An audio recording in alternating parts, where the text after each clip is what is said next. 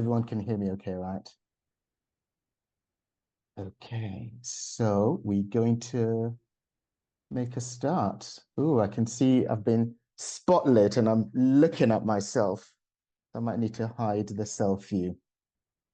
So hi everyone, my name is Ade Adeniji. I am based in Haarlem in the Netherlands, and I am honored to serve as chair of the board of directors for CCR, the Center for Courage and Renewal. My journey with CCR began, many years ago after reading Parker Palmer's book, A Hidden Wholeness, and I subsequently attended a Circle of Trust retreat.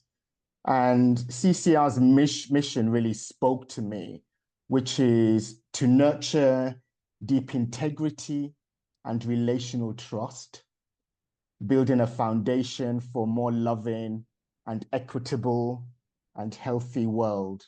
Really resonated deeply with me when I heard that, because it's really how I long to live my life. And reflecting on that mission, it's really relevant to our modern times. The times that we're currently in are times of uncertainty, upheaval, not just collectively, but relationally and personally as well. That mission really speaks to how I aspire to live my life and how I yearn to show up in relationships and in spaces. And I'm truly privileged to be part of this organization. So in terms of our program today, it features a 40-minute moderated conversation with Valerie Brown, Parker Palmer, and CCR's Executive Director, Kathryn McElveen. It'll be followed by a 15-minute Q&A. And afterwards, you'll have the opportunity to join a small group of 3 in a breakout to engage in self-reflection and listening. And these are practices which is central to CCR's work, known as the Circle of Trust. After you come back from those breakouts, we'll then reconvene to hear further reflections from Parker and Valerie before concluding our time together. During our time together, we encourage you to share your questions in the chat. We know some of you have sent in questions in advance as well, but if any questions are arising, please do put them in chat. Due to the size of the gathering, we won't be unmuting participants, so we'll be relying on the chat for the questions, and we will do our best to address as many of those questions as possible during the Q&A. So I want to very briefly introduce Valerie and Parker in a way that feels personal to me. I know very often with these things, people roll off, certifications and qualifications. And yeah, I really wanted to do it slightly differently. So I'll start off with Valerie. Valerie and I met for the first time a few days ago during the preparation for today's gathering. And I was immediately struck by her presence, grace, and wisdom. And right after our call, I found myself diving into her website and messaging a friend in the UK who works in the social justice field and saying, have you come across this amazing human being? And, I immediately went online to order her recently published book that she co-authored called Healing Our Way Home, which I'm really looking forward to diving into. And I know that you're going to be leaving with many gems of wisdom from the exploration during our time together today. Now, with Parker, there was some synchronicity that happened this morning.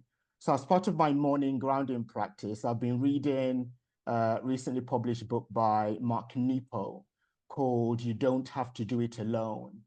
And this morning, when I opened up the book, the first words that hit me, which I'm going to read now actually, go, I went to visit my dear mentor and friend, Parker Palmer. He was turning 80 and was as strong as an ancient tree, having spread his formidable roots deep and wide after so many years on earth. Mark goes on to say, I've always admired how Parker remains completely himself, whether he's with one person or a crowd. He only knows one ultimate reality, though it has 1,000 faces. And that really speaks to the essence of our time together today as well. Kathryn, who's going to be moderating the conversation, is CCR's executive director. And it really has been a joy working with Kathryn over the past few years. Her unwavering commitment to CCR's mission continues to inspire me. And so without further ado, Kathryn, over to you. Thank you, Ade. I want to echo Ade's words of welcome and to the over 500 of you who are joining us. And I also know that there are several hundred more who registered for the event so that they could listen to the recording. And so whenever those folks are joining us, I want to offer some welcome to them too. Ade, thank you so much for opening us. It is an incredible pleasure and privilege to get to work with a board chair like Ade and with the remarkable group of people on the board who support the work of the Center for Courage and Renewal, many of whom are joining this call as well.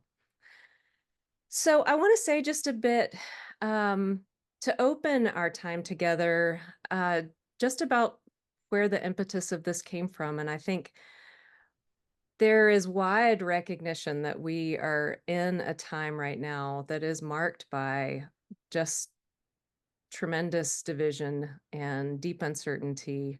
It's a very chaotic time. And I hear in all of the various spaces that I'm a part of some version of the question, how are you staying grounded?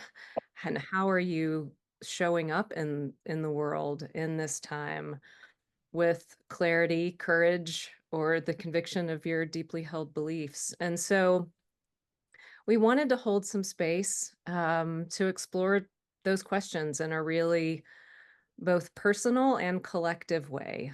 And thank you to each of you who have taken the time to be with us for this conversation. I'm delighted to be joined by such amazing friends and colleagues in Valerie and Parker. I could say my own words of what they have meant in my life as both friends and mentors. It's an incredible gift to get to work alongside them in the world. Before we get started, I do want to lift up two touchstones. Courage and Renewal touchstones describe ways of being with ourselves and others that actually help us to nurture deep integrity and build trustworthy relationships. These were created by the Center for Courage and Renewal to support circles of trust, which are immersive experiences where we use the gifts of community to help support each other's inner work, that deepening conversation with our own inner teachers, so that we can bring the strength of our integrity and the power of community more fully into the world. And so two of the touchstones that I want to lift up for our time together today, the first is turn to wonder. And I've been leaning into this touchstone a lot because what has been coming up for me often are feelings of judgment, resistance, anger, all kinds of really strong emotions and feelings. And so when I'm invited to turn to wonder and to compassionate inquiry, both around what's happening within me, but also when I can turn to wonder about what I'm seeing or hearing in another person, it helps me to honor both my own dignity and integrity and the human dignity of each person. And so I want to lift up that touchstone. I also want to lift up the touchstone, know that it is possible to get from this time whatever it was that you needed when you arrived, and that the seeds that are planted here can keep growing in the days ahead. So, with that in mind, I'll also invite all of us joining today just to check in for just a minute with our own selves. You might take just a moment to pay attention to how your body feels right now. You might pay attention to how you're seated in your chair, or how your feet are on the ground, or however you find yourself. And I'll just invite us to hold just one moment of quiet to lean into that awareness.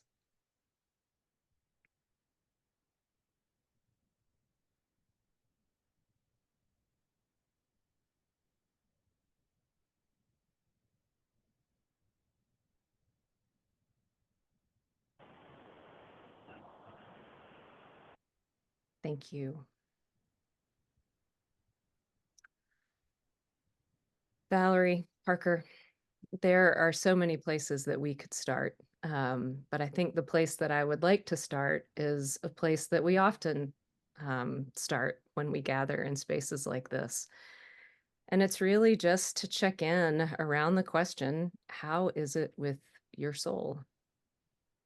So, Valerie, I wonder if you could respond first to that question, and then I'd love also to hear from Parker and to share a bit about how I find myself in these moments. Thank you, Kathryn. Let me begin by just saying a deep and hearty welcome to everyone who's here. Thank you so much for your presence, for being here, for your energy, and for your hearts. And let me also just thank everyone at the Center for Courage and Renewal, particularly Kathryn Aday for your service on the board, Taylor and Marna for putting this together. So I just have so much gratitude. And also, Parker, you've been a mentor, and I'm holding just a lot of gratitude and appreciation for your generosity. So the state of my heart, maybe like many of you, I'm feeling lots of kind of roller coaster ride-ish feelings at the moment. When I open my phone and read something from the New York Times, the feeling of, oh God, we're knee deep in this comes up. And then when I go out in my garden and I look at a shrub or a flower, I feel, my nervous system settling. So it's been like that. But what I would say too to that is on my desk, I have a card that says, love, serve, remember. Love, serve, remember. And so I would say the prevailing sentiment that I have is remembering to cultivate love, remembering to cultivate a sense of service, and remembering all of the resources that I have. So that's long-winded way of saying the state of my heart. The state of my heart is open and it's receptive, and I'm so glad to be here. Thank you. Yeah, thank you, Valerie, and thank you, Kathryn, and thanks to everybody at the center who's put this together, and to all of you who've chimed in. I think the state of my soul at this very moment is lifted because of the friends and colleagues and folks I don't know who are in this virtual circle at this very moment. I'm relearning that I'm relearning the power of community during these times to lift my spirits. And they need lifting. I don't want to blink anything about my own struggle to try to understand how to stand and how to keep putting one foot in front of the other in the tragic gap where we currently find ourselves, not only in the US, but around the world. I've been thinking a lot about the fact that my first introduction to this kind of political, economic, international chaos and sense of threat to my soul was when I was a graduate student at Berkeley in the mid-60s. And I don't need to do chapter and verse about all that was going on there. That was 60 years ago. And I don't think there's been a moment since then in which I haven't been reflecting on politics and spirituality, I guess, are the big words, but how to stand in the tragic gap in a way that's life-giving, in a way that moves the human possibility forward, rather than giving in to either cynicism or irrelevant idealism, but to get grounded and to get real and to move that vision forward. And I think the main thing I want to say at age 86 is that I don't know how it is for the rest of you, but over all these years, my constant lesson is I have to begin again. I have to begin again. Every moment, I have to begin again. I've written a lot of books. I've given a lot of talks. I've led a lot of retreats. I've listened to a lot of wise people. And I keep thinking I've learned the lesson. But then I have to begin again with a fresh assault to the soul, with a fresh assault to my own sense of safety and security. And in my case, as a person of privilege, especially with assaults to the safety and dignity and well-being of the most vulnerable among us. That's what I'm holding right now. And the reminder to begin again, to be able, as the old story goes, to get up, to fall down, to get up, to fall down, and to do it again and again is what's most important to me right now. And gatherings like this help. Thank you. I think what's coming up for me around that question also is a feeling of being lifted, which I think, Parker, you also named, by the presence of community. I'm aware that on this call are people I've known for a really long time, people who have been about the work of justice and equity and healing and renewal and wholeness for generations. And I'm thinking a lot about the kind of span of time lately.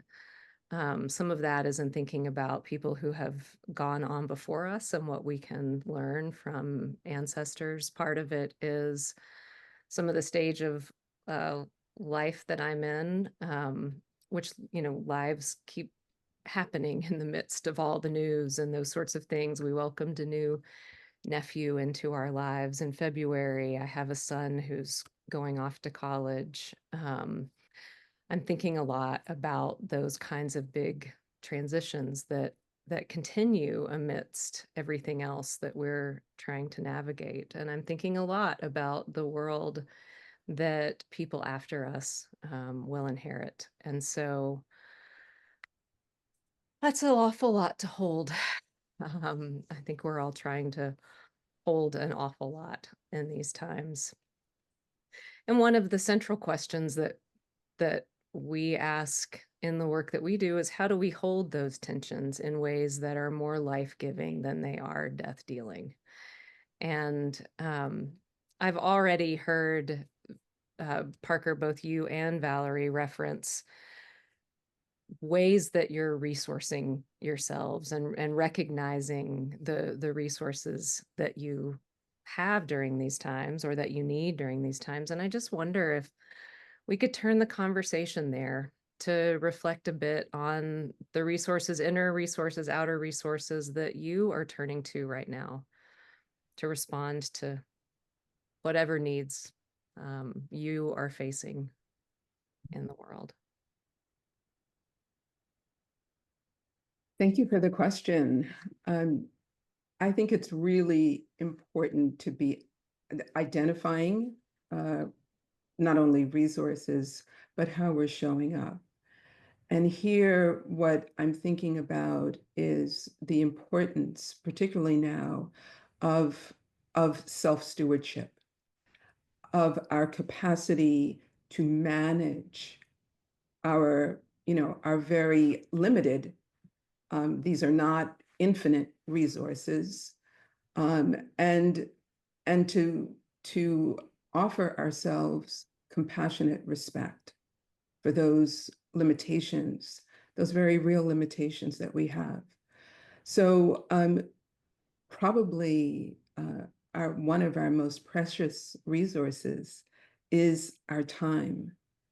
And we live in a kind of attention deficit economy, right? Where time is this very limited resource. And so I think it's really important for us to pay attention to steward the resources that we have, to notice when we're shifting into kind of toxic productivity and then heaping guilt and shame on ourselves about that. And here I'm thinking of the beautiful words of Audre Lorde, who said that self-care and self-love is really an act of political warfare. So this is really about self-stewardship. And obviously, this is not something that we can do alone. So we all recognize that if we want to be peacemakers in the world, that peace has to begin within us. And yet, as you've already alluded to, finding that inner peace when the world is a tangle and chaotic, and when we're holding strong emotions, is really challenging.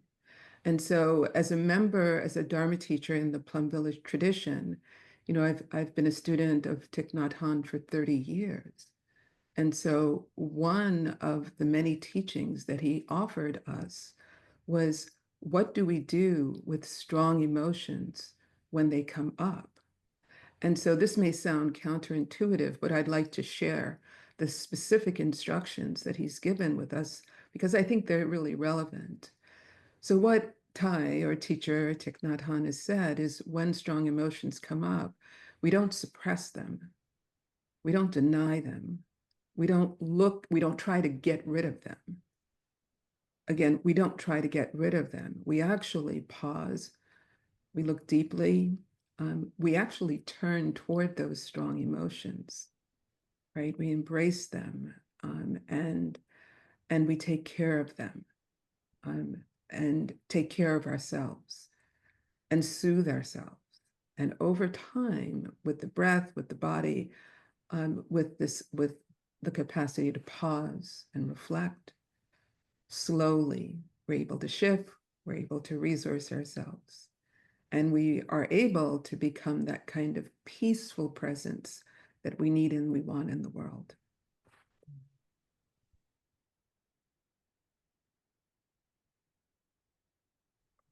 Thank you, Valerie. Such valuable counsel. I want to respond, Kathryn, to your question about resources and I guess a particular form of self-care, such as Valerie was talking about, with a story that is actually a real-time story for me, unfolding at this very moment.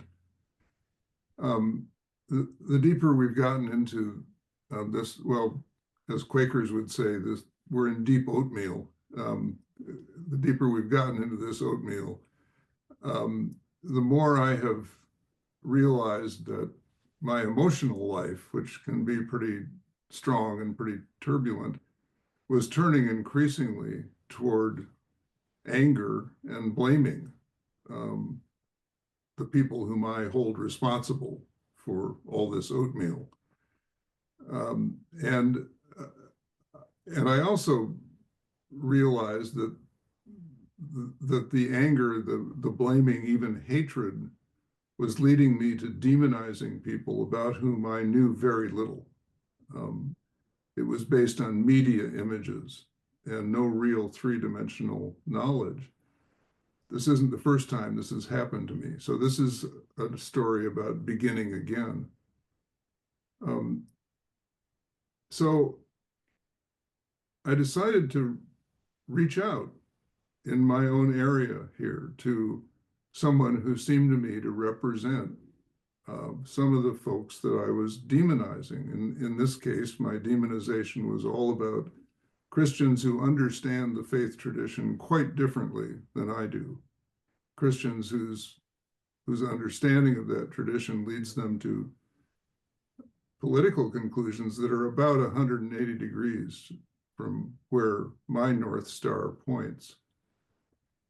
And I became aware of an evangelical Christian minister through online presentations who was tracking in that direction. And I followed him online for a while. And ultimately, I won't tell every step about how I got there, but through some respectful online exchanges, we got to the point where I was able to say, would you be willing to come to my home next time you're in town for a meeting? I would love to talk about some of these things with you. I'd love to get to know you better. And so, as timing would have it, and this was not at all planned, he came yesterday afternoon. And we spent 90 of the most remarkable minutes together that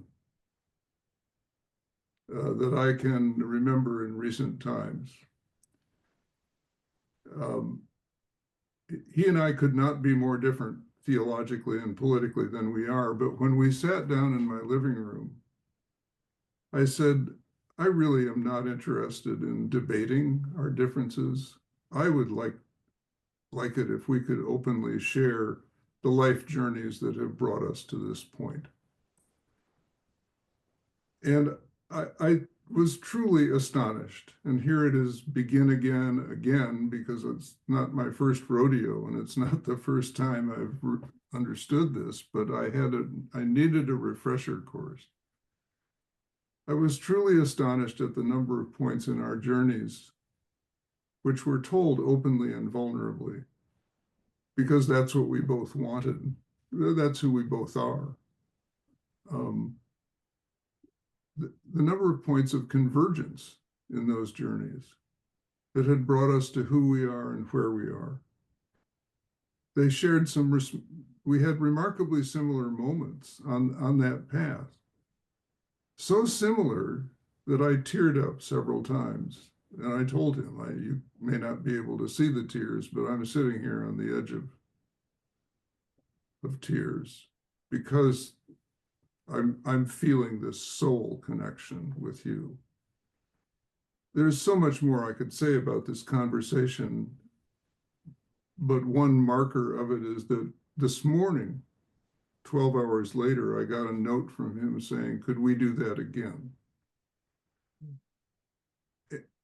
Did we come to agreement about our theological and political differences? No way. We probably never will. But we created a container for an ongoing conversation that was as much about his willingness and openness and vulnerability as it was about mine. And I'm basking in that moment. I'm treasuring that moment. I'm imagining if I had time and energy,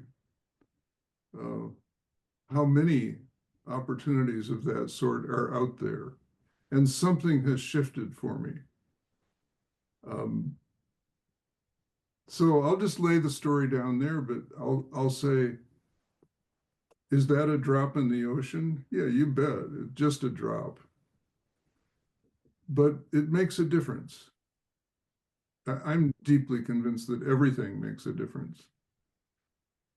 And so whatever we can do along the lines of self-care, whatever we can do along the lines of turning to wonder, I wonder who this person is, I wonder who I am in relation to him, everything we can do about knowing that it is possible, not only to leave this conversation with something new, but to have something new happen yesterday afternoon in a real life encounter. Those are important touchstones for me in all kinds of situations. Yeah, thank you so much.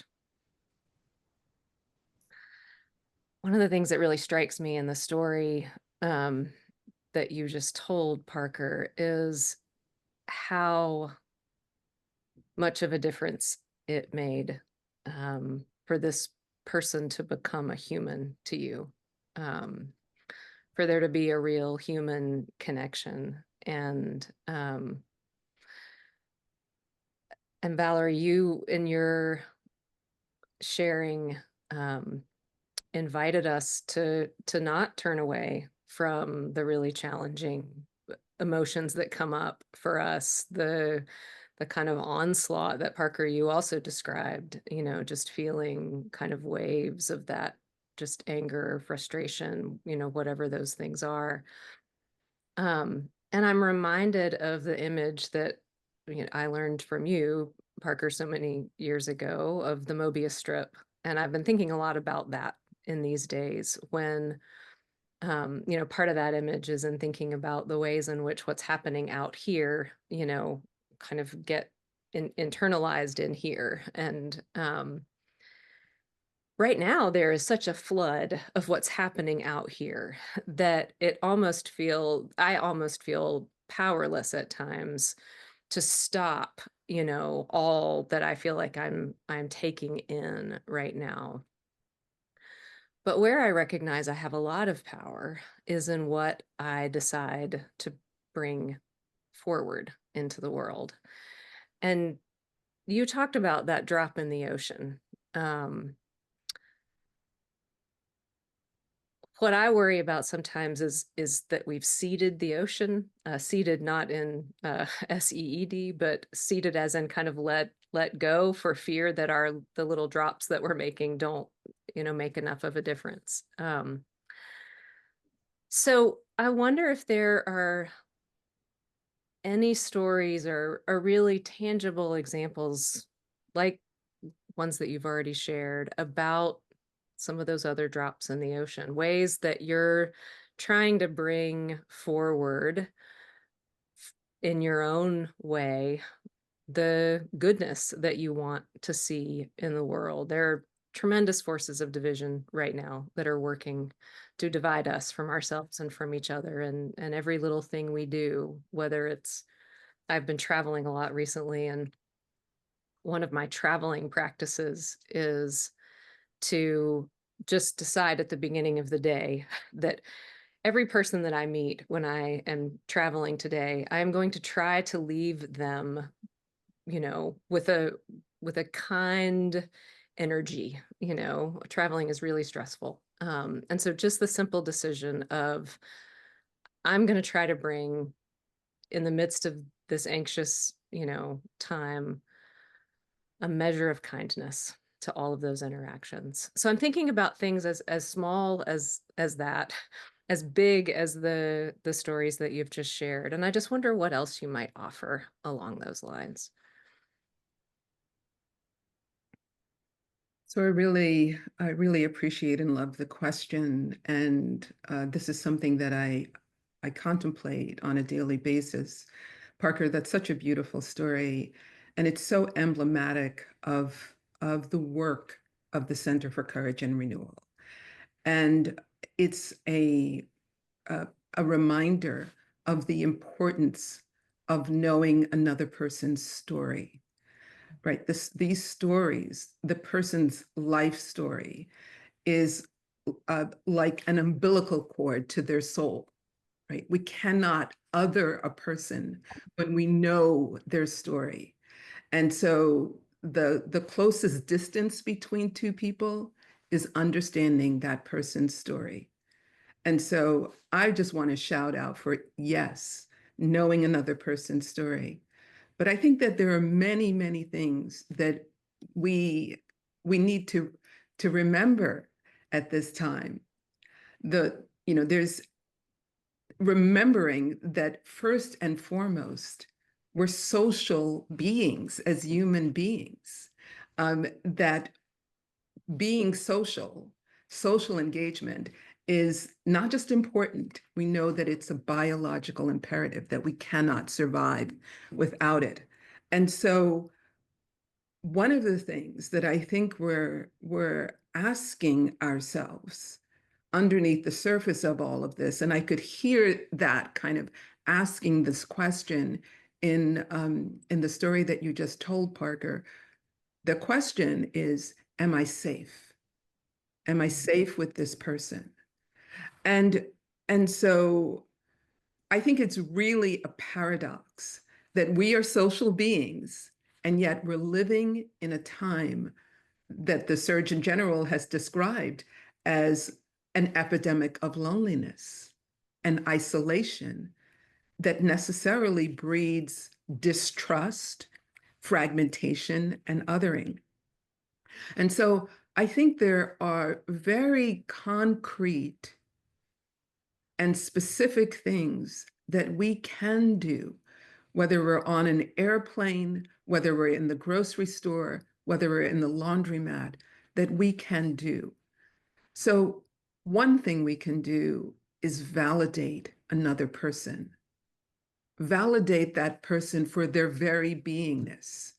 I may not agree with the person, but I can validate that person's experience. What does that do? Well, that creates a landscape of agreeableness. It creates an immediate connection with that individual. And so the practice of validation, I think, is really important. The center's work, which is learning how to listen to another person. So often we're listening to be right, to solve a problem, but listening with an ear of empathy for this quality of heartfelt understanding, right? This is a very different way to listen, agendaless. I don't have this big agenda here. The center's work again, learning how to ask an open question that is generative and generous. These are the kinds of small, concrete, yet kind of unsexy things that practices, really, they're social skills that in many ways we have lost. How to disagree with another person without poisoning the relationship. How to exit a conversation in a graceful way. How to sit with a person who's suffering. So there are a whole cascade of social skills that they're small, and yet they're concrete and specific acts of generosity and kindness that I think we can begin to practice and remember. Yeah, I agree totally, totally, Valerie. And I can't tell you the number of times yesterday afternoon I was grateful for the training I've had over the last 30 years in circles of trust when it comes to listening without even attempting to fix or save or advise or correct the other person. It's a hard thing to do. And then to follow, as you say, with an honest, open question that isn't a little advice or speech in disguise. But what it does for the other person is to make that person to give that person an experience of something every human being on this planet desires, which is to be seen and heard, simply to be seen and heard for who we are, for who I am, for who you are. And then that's what moves me to tears when I realize that this is actually happening, not in a retreat program, but in my living room over a cup of tea. Just two more quick things about your question, Kathryn, which of course, like all of your good questions, leads off in many directions, which is why we love living the questions, right? We have a lot of life to live, and they open into all of that. On the sort of social analytics side, I want to say that I want to say something everyone on this call surely knows. All the division in our society is manipulated division.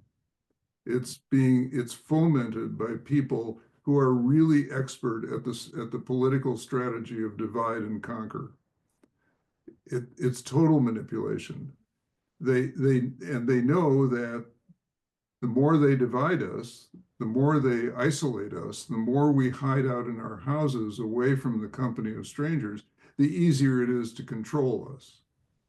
And so part of my work, I think, is appealing to the great American instinct not to be manipulated. Nobody, deep down, nobody wants to be conned. And I think that we have to be clear and sharp in delivering that message, that if you succumb to the divide and conquer tactics and strategy, you are being had. I had these great Iowa blue-collar Midwestern grandparents who frequently would meet someone. They were very kind and generous people, known in the community for that, but on occasion they would meet someone. And as we were walking away or driving away from that encounter, my grandpa would turn to me and he'd say, "I wouldn't buy a used car from that guy." They knew a con when they saw it. And I sometimes wonder what happened to that fundamental instinct of, salt of the earth people. And I'll just add one more story, which for me is a touchstone in the last year or two. There was a great nonviolent activist, a peacemaker named A.J. Musty, who ended up in the Quaker fold. And in his 80s, he was known for standing out in front of the White House every night during the Vietnam War, rain or shine, hot or cold, holding a sign bearing silent witness to stop the war, stop the war, stop the war. He was often alone out there.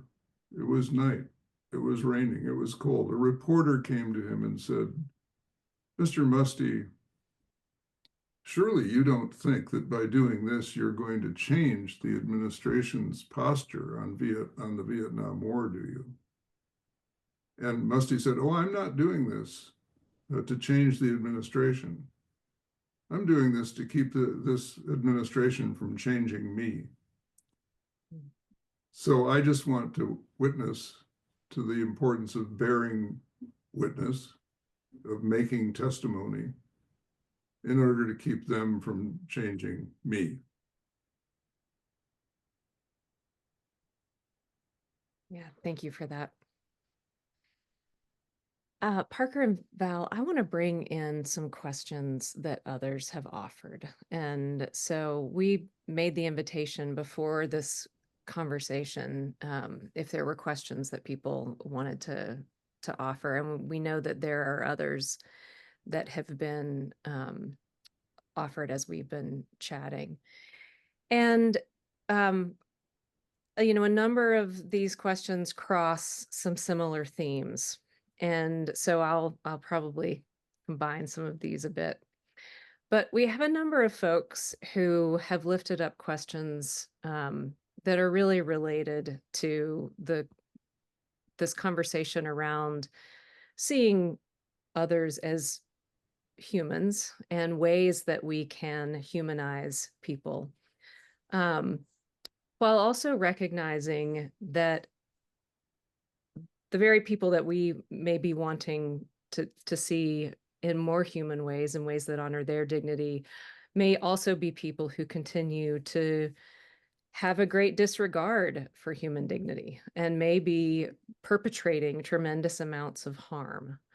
Parker, I know that you have, one of the most powerful things that you have said that comes up to me in times like this is violence is what happens when we don't know what else to do with our suffering.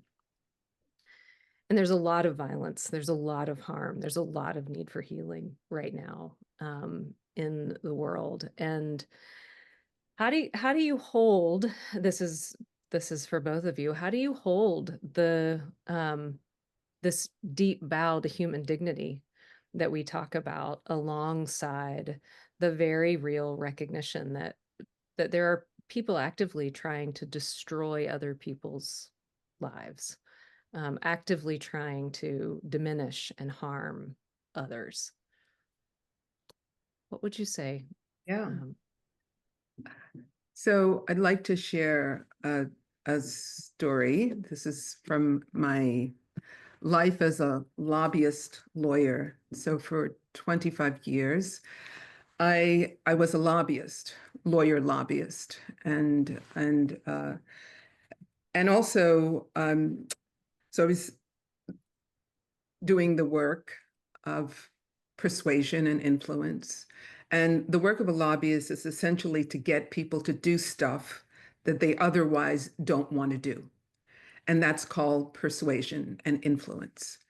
And I have to say that when I first started my career, I was very much the type A, aggressive, determined to get ahead at all cost person. Unable to do any of the things that I just spoke about, you know. And so I would probably put myself into the camp of people that you just described.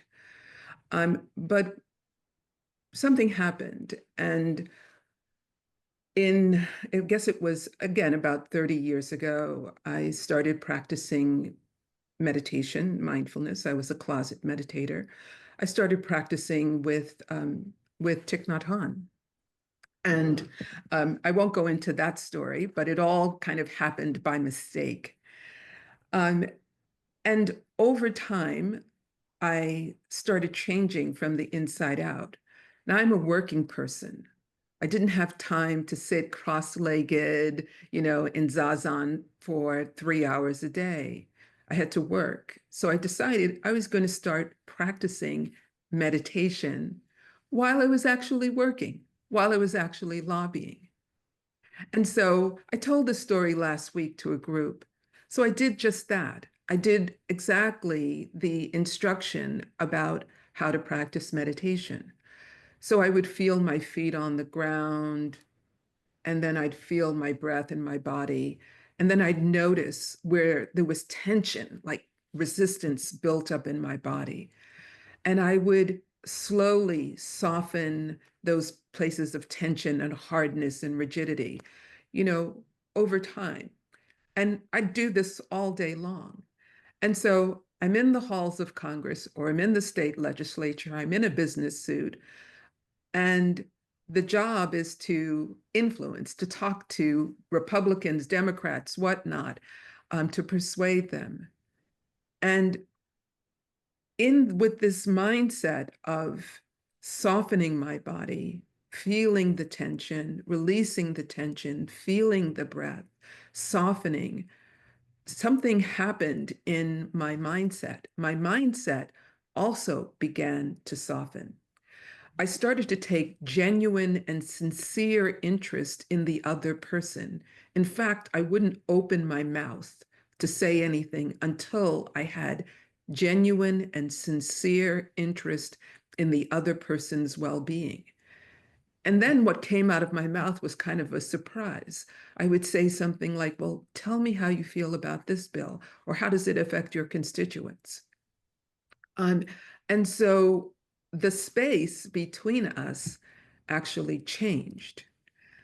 And I wasn't fixated on the small job of winning an argument. That was way too meager. I was much more interested in being faithful to a much bigger, to my values, which was respect and dignity and understanding. And that's a whole different way of being in the world. And necessarily, the advocacy changed. And so I think it's important, because we live in an interconnected world, that we do this work of inner transformation, not just for the perpetrators of gun violence, but for the victims of gun violence, not just for the people who are polluters, but for the people who are the protesters, for everyone. And in that way, we create the world, the society, the democracy that we all deserve, that we all actually really need. Thank you, Valerie.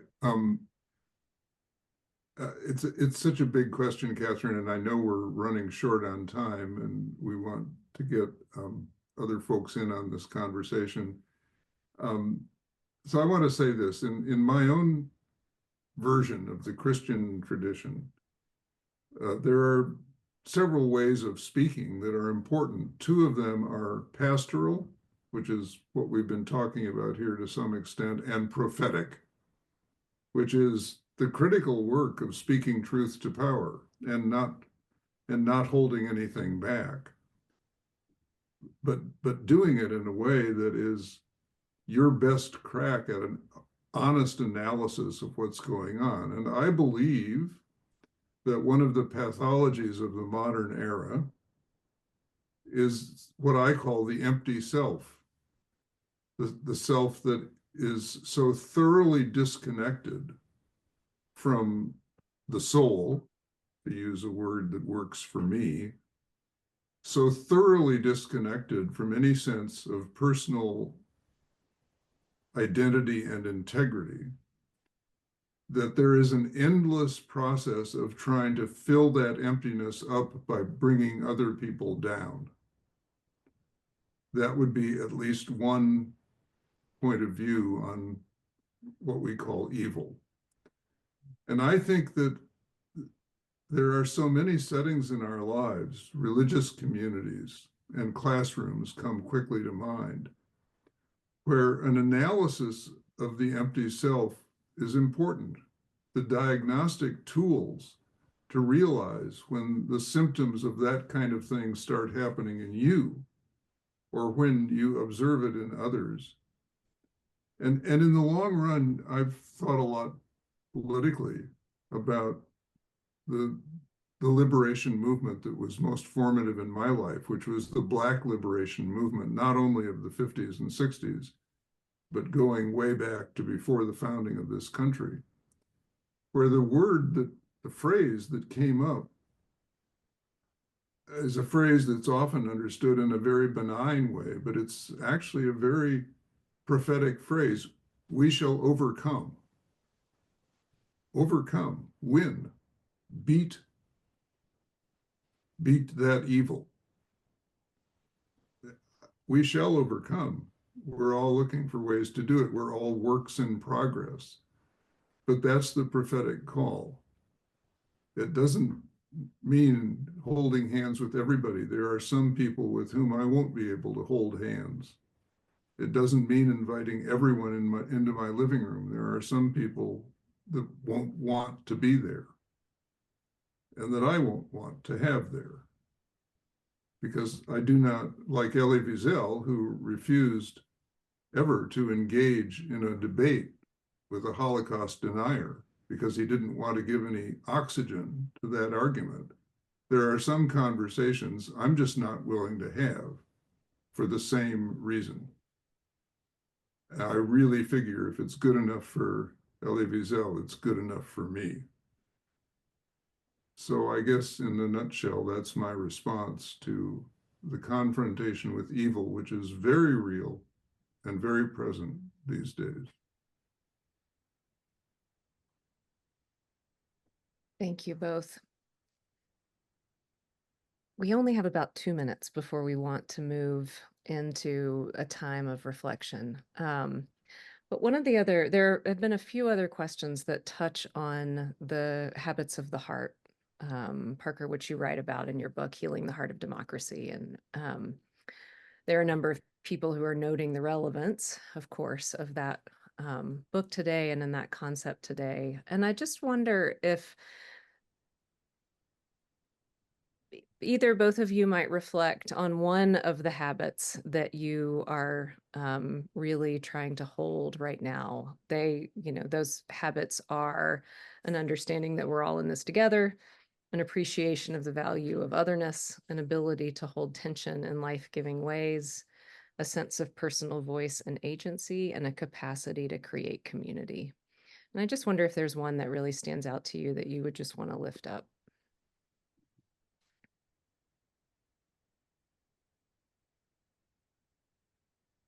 Well, first of all, thank you for reminding me of the 5 habits, because I can never remember what they are without consulting the book. But I want to say that just yesterday afternoon, I had a visceral experience in appreciating the value of otherness. I've told that story. I think everyone will understand what I mean. I'm living with it very much today. Having had an invitation to continue that conversation and knowing that this kind of thing could be multiplied many times over. So that's the one that's alive for me at the moment. What's alive for me, short answer is the value of community.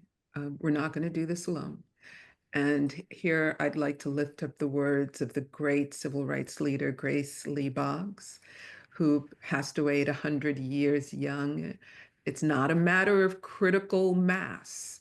It's a matter of critical connections. And so the story that Parker told about being in conversation, our story making, our listening, our speaking, all of that matters. And it matters in community. And both Parker and I learned a huge lesson about how to be in community, not just at the Center for Courage and Renewal, but certainly at Pendle Hill, a Quaker retreat center outside of Philadelphia. Yeah. Amen. Thank you. I want to say just a couple of words as we're heading towards closing before Ade comes back to really bring us into our conclusion. I just want to say a little bit about the fact that what you have experienced in this conversation and in the reflection and breakout rooms is deeply rooted in the work that we do at the Center for Courage and Renewal. We have for almost 30 years been about supporting and resourcing people through programs that are rooted in our approach to nurture supportive communities of reflection and practice. We call them circles of trust. And we also, the tools that we've created for circles of trust are also resources that can be used in all kinds of other ways to support nurturing integrity, deepening connection with our inner teacher, deepening connection with others, and building relational trust. And so these resources, the touchstones, the principles, practices, values of our approach are available on our website at couragerenewal.org. And they're available. We share versions of them that we hope you'll take and use in your own life. Parker and Val and I all referenced different ways that we lean into these practices and ways of being as we navigate our own challenges in the world, as we live in what Parker called the tragic gap, this difference between the world that we know is possible because we can see examples, lived experiences of deep kindness, of lived experiences of justice, of equity, and yet we also have lived experiences of the opposite. And so holding the tragic gap in ways that are life-giving, that move us closer and closer to the world that we know we can create, that is rooted in wholeness and interconnection. That's what these resources are all about. And we also, in addition to offering programs in the Circle of Trust, which you can find on our website, we also have an online community that we invite you to join. And we know right now that many of us are looking for new ways to connect and to find common cause and purpose with people who are in our area or our field.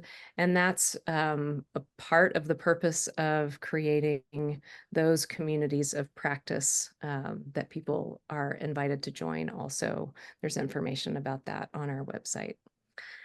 So I want to invite Ade and Val back into our space. I think Ade is going to offer some words of closing, and I know Parker and Val, we'd like to hear from you just one more time before we say goodbye. Okay, so I'll do this very quickly. I'm leaving with so many pearls of wisdom. Thank you once again for being here. Looking at the stuff in chat, it really sounds like many of us had amazing moments of connection in those groups. So we really hope that the gathering today has been meaningful to you. We'd love to hear your thoughts and feedback. In chat, there'll be a survey link, and we'd really appreciate you to share your experience. If you're new to CCR and would like to explore our resources and programs, which Kathryn already started to talk about, please do check out our website. There's so many offerings there. Some are in person, some are online. I mean, in-person ones take place all around the world. So please do check it out. We're really confident that you'll find something that supports you and really resonates with you. Later on today, you're going to receive an email with resources designed to help you reflect, stay grounded, and engage, with others in your life with heart and integrity. One of my hopes for myself and for all of you as well is that we leave this space practicing and embedding some of the things that we've heard. And we really hope that the tools help you engage in meaningful connections and connection and conversations. If you're waiting to receive either of the books that you would have noticed when you registered, I want to reassure you that they are on their way. We had to order some more, and our colleagues in the States are working with some independent bookstores in Minneapolis. So don't worry, they'll be coming your way pretty soon. And as we close, I'd like to invite you to consider making a contribution to CCR. Now more than ever, it is really essential to create spaces for people to reflect, spaces like this, so that we can confront these challenging times.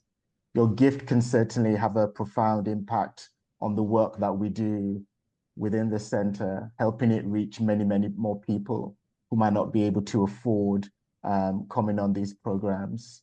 As I shared with you at the beginning of our gathering, CCR's work and its mission really aligns with how I want to show up in the world. And one of the things I'm really taking away from the gathering today is this notion of staying awake and being awake. This is not the time to sleepwalk through life, and that's certainly not what I want to do.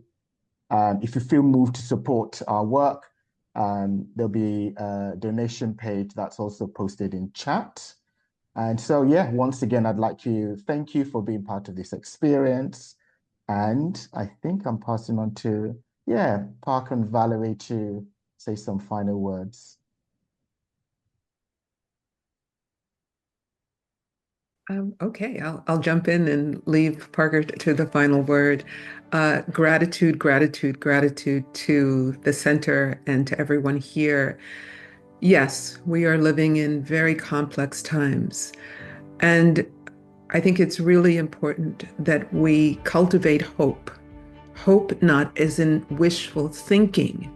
That's too anemic for the times that we are in, but hope that is dynamic, that is active, that is grounded in radical uncertainty, hope that is wise, hope that can coexist with the urgency of the times that we are living in, and hope that is skillful. And this is what we're talking about, taking action that is deeply skillful and that it is embedded in a heart and a mind of love and compassion for all beings. So thank you so much for this opportunity. Well, I'll just say amen to that. I'll say thanks to everyone who put this on and who attended and who enriched our lives with their presence and their comments. And so I'll just do what I always do at the end of a CCR event. I will share with you what my grandfather always said when we ended a visit and I had to go back home. I'm sure it was a saying very common in the Great Depression, and my grandfather just loved saying it to me. He would say, "Park, write if you get work." And I think there's a lot of work to do, and that hope involves putting one foot in front of the other and doing that work, reaching in, reaching out, and getting up each day and doing it again with deep gratitude and a lot of love.